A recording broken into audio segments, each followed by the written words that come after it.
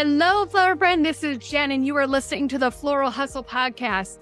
Today, we're going to talk about 7 things for you to stop immediately, stop now, for a more profitable 2023 wedding season and beyond. Right now is the time of year we are in planning mode. This is the time for you to regroup and really strategize. How can I make next year better? What do I even want for next year?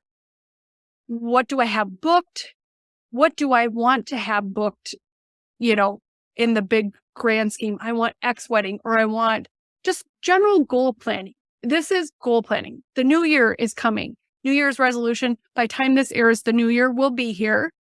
But this is your opportunity to craft the business that you love, the business you adore, and ditch all the overwhelm that is making your business feel heavy, making it feel like not aligned, making it feel just heavy. So here are some things to really just stop doing, really think about how you can implement these as strategies going into next year. So first thing to stop doing is stop guessing on cost pricing.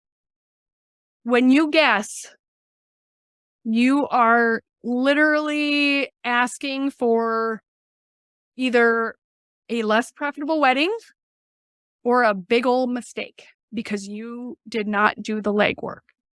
And if you listen to my easy installations, especially that episode, you can learn my easy formula of figuring out a cost per square foot so that you're not investing a ton of time in this. But if you are just guessing, you are asking for issues. You are asking to be less profitable because you're going to go into that going, I just threw a number out there and now I have to make it happen for that number. And you deserve better. And if your client does not understand that I cannot manifest like the cost on this because it is a complicated thing. I cannot just spitball because it is a complicated thing. Take that and just say, you know what? I really want to make sure that I'm achieving the look and feel of your inspiration photos. And I want to make sure that I'm properly getting the foundation of everything to accomplish that. And so it just takes me a little bit of time to do the research to make sure that I am really making sure that I have you just love your installation and that I have enough flowers for it and all of those things. So I'd be happy to just put that together in the proposal. But if you have a rough idea, like that is a range, most of my installations start at X and I've done installations up to this. Because at that point, when you tell somebody a range, they're usually going to tell you their budget for something. And if they don't, just say, you know what? Let me just estimate it. I know my range is a pretty broad one because installations are so customized to each wedding that I really want to do my due diligence to make sure that I'm achieving everything that you want. And I'm making sure from a foundation standpoint that I have all my ducks in a row. Leave it at that. So stop guessing. It's not helping you. It's only hurting you. Stop trying to be the cheapest in town. This was me. I was trying to be like race to the bottom because I felt volume and doing 1 million weddings was the key to success. I did I think it was 137 weddings one year. One weekend, I had 9 weddings and then somebody reached out to me for a funeral and I thought that was a brilliant idea for me to do 9 weddings and a funeral. I pulled it off. But this is while I was working full time, running a sales organization, having employees. I didn't have children, thank God, because then I probably would have just been in the loony bin. But it was crazy. So that happened to me because I was the cheapest in town. I was literally undervaluing myself. I was sometimes losing money because I wasn't estimating enough for fluctuations in pricing in the market. I just wanted more. More is going to make me more successful. More is only going to bring you more headache unless you have profitability built into that equation. And being the cheapest in town is not one of those ways.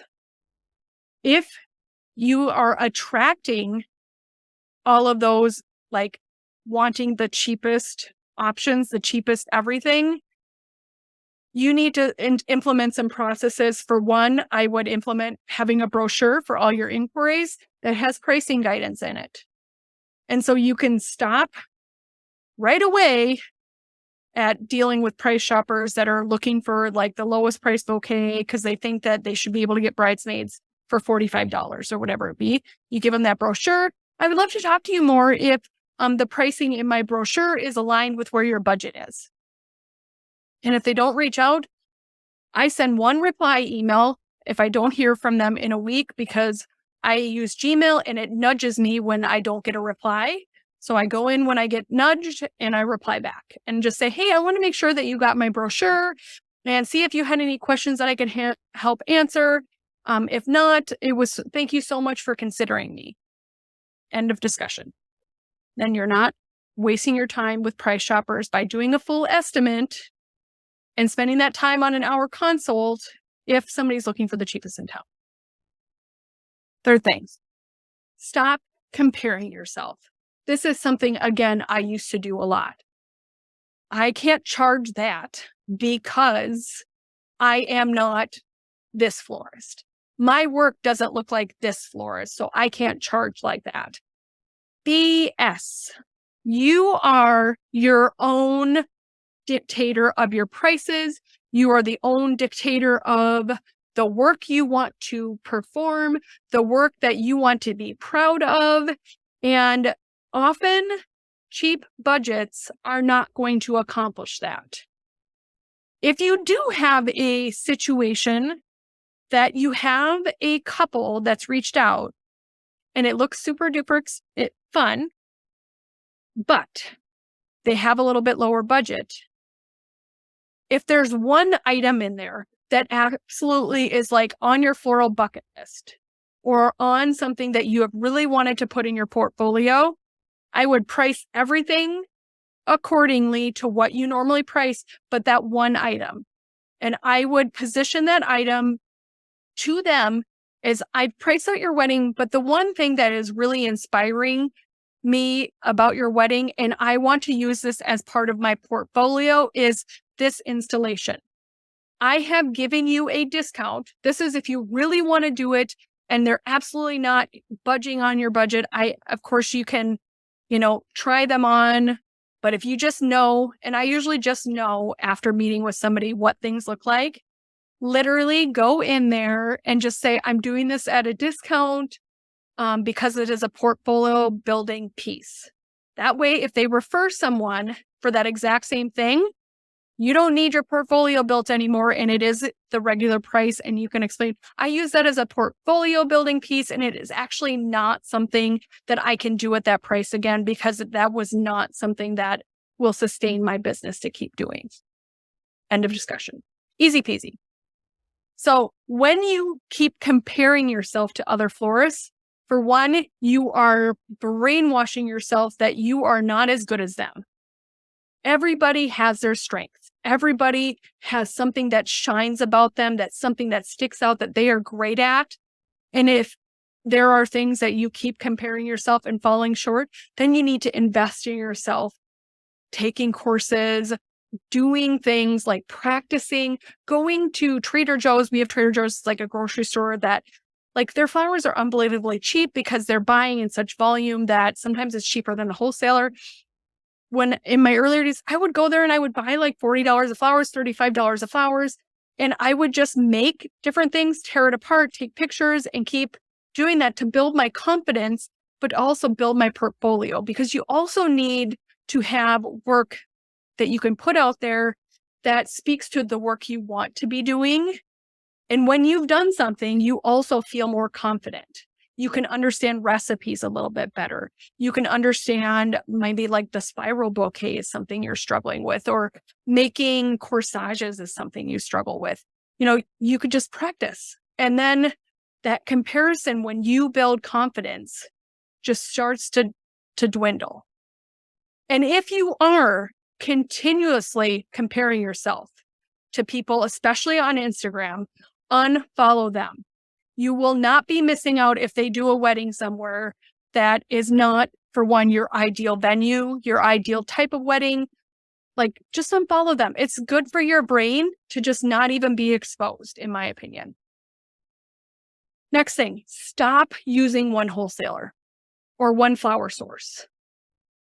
By putting your eggs all in one basket or one wholesaler, you can be disappointed and be subject to their pricing or their price fluctuations on items because they have limited sources.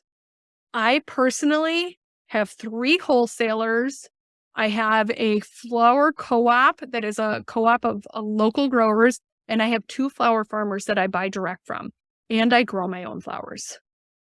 I will often, on hard to find flowers, order from 2 locations to help up my chances, but I also check prices accordingly.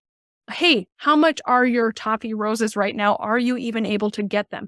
How much are your anemones right now? Are you able to get them? In the summer, are you able to get white ranunculus, peach ranunculus, whatever? How are you finding, whatever flower that you need for this wedding in 3 weeks?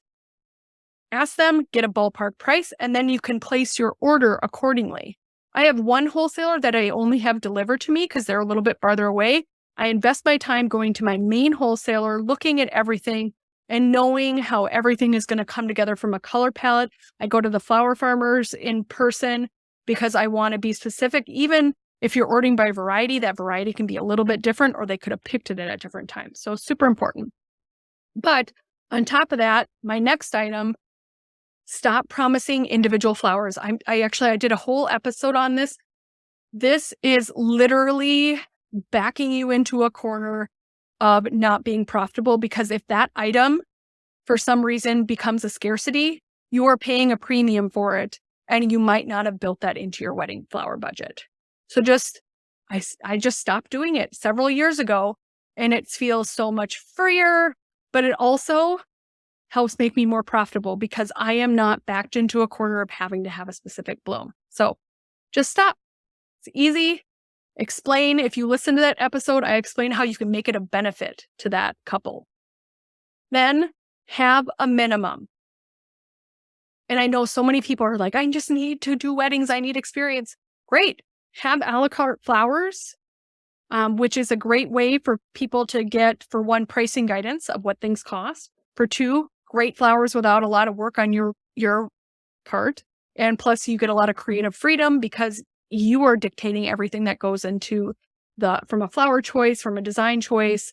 I just say they're always in my classic garden style look, but I get to pick all the blooms based on what the best options at that time. The best options could be something that's on sale. It could be something that I found a deal on one of the auctions on. Then having a minimum, you can actually back into that from a profitability standpoint. If you want to do 2 weddings in one weekend and you want to make X amount, okay, if I want to make X amount and I'm running at like a 40 or 50% profit margin, or whatever your percentage might be from last year, or if you're looking at changing that, you could, of course, adjust that into this equation, then I'm going to need to be charging X. So by having that minimum, you make sure that you're covering your business expenses. You're making sure that if you're taking on limited weddings, that investment in your time is worth it. And so I see having a minimum as a critical part of your business if you are not going to be taking on all these low budget, high volume type weddings, because you are setting the stage that I'm not going to do overwhelm. I am going to have weddings that I want to do, I enjoy doing, that are something creatively fulfilling to me, and that also fit into my profit equation. Then the last thing, start sourcing supplies now. And I know sometimes you might not have the budget for it before your bride has, ponied up everything, or your couple has paid, whatever. I do a $500 deposit that goes towards their total. And then I don't take any money until like 30 days out because I don't need the cash influx into my business. I would rather we finalize everything, we get final payment, then I'm paying for the flowers and so on and so forth. But I do source supplies now. I literally, when I see something available that I know I'm going to need, and it is at a normal market rate, it is not like elevated, I stop and I'm like, okay, I could buy some tubes of glue.